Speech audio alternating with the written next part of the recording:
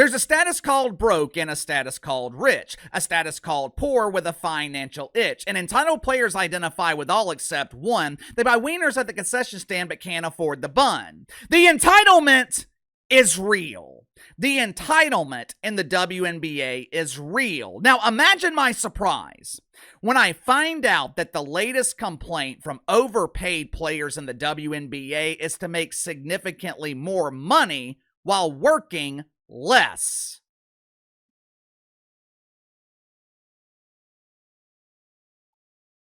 Working less? Like playing fewer pretend basketball games? Well, I've got a great idea. Matter of fact, I think this idea is absolutely brilliant. I have a way to guarantee that WNBA players work less while eliminating their incessant complaining at the same time. No more complaining about fan behavior. No more complaining about Caitlin Clark fans, or as they like to call them, white people. No more complaining about the accommodations at the Red Roof Inn or the Greyhound bus. I hope Cathy Engelbert and Adam Silver are watching, because Uncle KC has solved your problem. Instead of playing fewer games while overpaying these entitled players who lack the ability to generate a Lebanese pound in profit, why don't we erase the entire schedule and pay them nothing? Since WNBA players are complaining about being overworked, since they are constantly complaining about the fan base, let's make their dreams come true. Let's shut this dump of a league down permanently. When I wake up every morning, I am faced with a choice. There is no one forcing me to wake up and get out of bed, besides Oreo and Chew, who wake me up at 6 o'clock to make their morning doodle. You know, Oreo is so considerate. She doesn't want me stepping on her prize creation in the backyard, so a lot of the times, she just turns around and eats it. Thankfully, as she has gotten older, more mature, and out of that puppy stage, she's kind of let go of that habit. But for a while there, Oreo had a taste for her own creations. Every day of the month, I am faced with a choice. I can either work every day of the week or starve. Those are my two choices. There is no such thing as PTO. There is no such thing as sick. There is no such thing as having a bad day. The algorithm does not give a shit about any of that. If I took every weekend off, there would be a significant difference in my check. I've got 4 girls in the house who like the benefit of having money. 2 of the girls have 4 legs each, and they're more expensive some months than the 2 who are capable of driving. Either way, though, it's my choice, and I gladly do it without complaint because I love what I do. Supposedly, WNBA players feel the same way about their jobs. Supposedly, WNBA players are committed to growing the illusion of pretend basketball. For years, maybe even decades, entitled players in the WNBA demanded to be noticed. They demanded to be on television. They demanded to be covered by the media. And now that they have finally gotten noticed, they're finally being featured on national television. WNBA players are complaining about playing too many games? They're essentially demanding more money for less work? Make sure to like and subscribe. You can follow me on Twitter at KC_BTL84. Let's get to the sponsor for today's video, my friends over at the Woodhaven. As you guys know, fall and winter, my favorite seasons. Growing up, one of my favorite things to do was sit around the fire, whether it was the fireplace at home or the parties that we had around bonfires when I was in high school and college. One of the primary components of a fire, wood.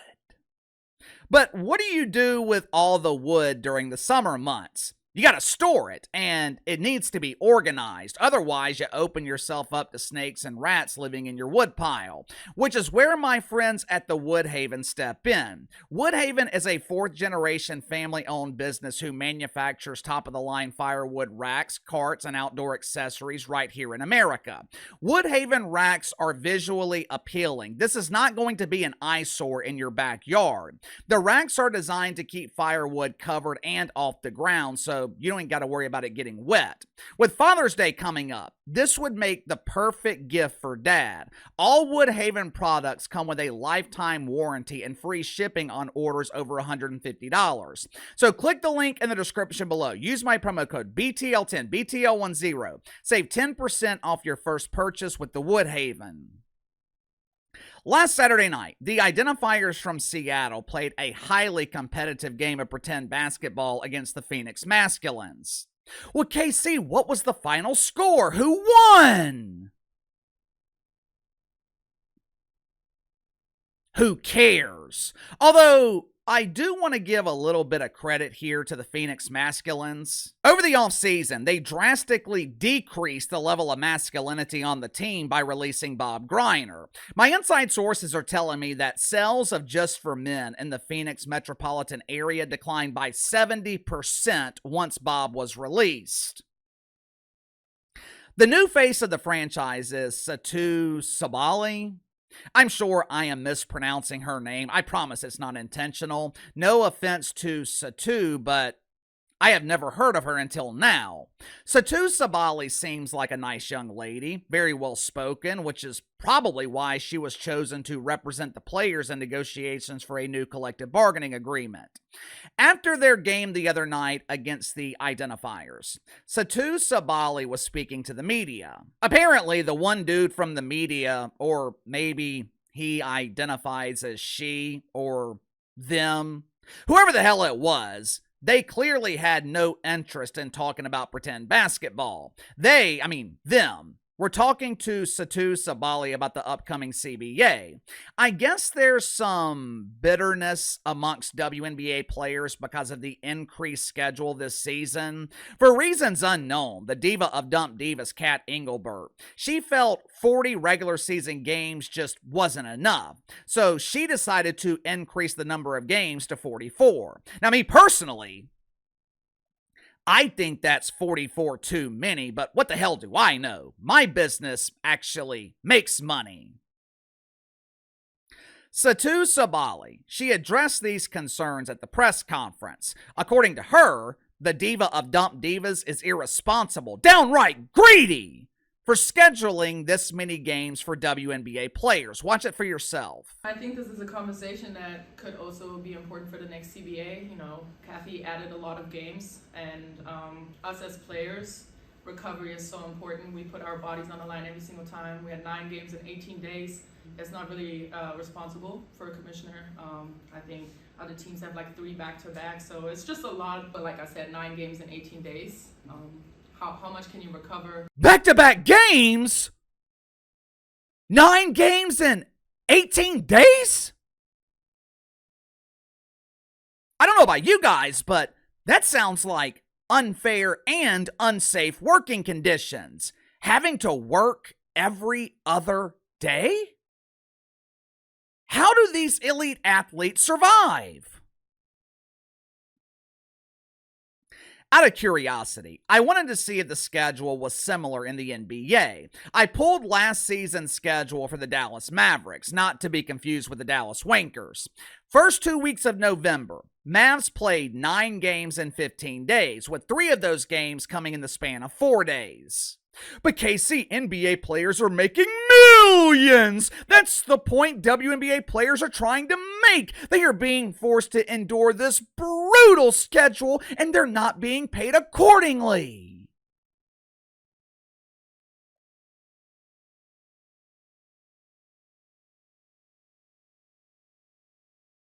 I guess that's partially true. They're definitely not being paid accordingly. If they were being paid accordingly, they wouldn't be paid, period.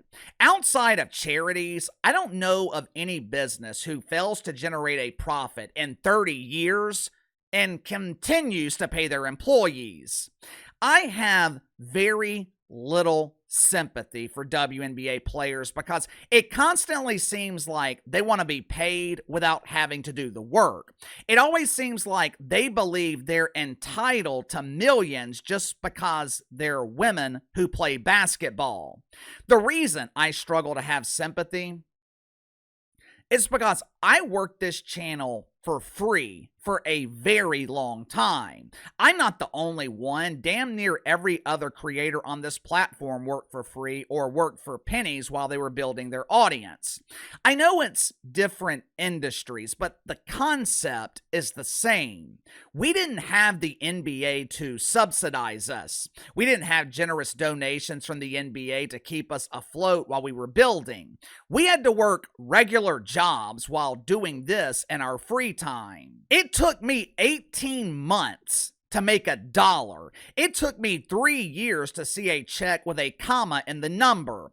Even when I quit my full-time job, I was still working a part-time job from home until I knew my revenue was secure on here. Like I said, it's not just me. I'm not special. I'm sure most other creators have similar stories. So I have very little sympathy for WNBA players who are complaining about having to work more when they have been paid for years, while producing absolutely nothing of financial value. If it weren't for Caitlin Clark, you know what we would be talking about right now? We would be talking about the WNBA having no reason to exist. Hell, even with Caitlin Clark, NBA owners were putting pressure on Adam Silver to find a way to monetize this turd. WNBA lost $50 million last year, and the players, they are demanding more money and less work.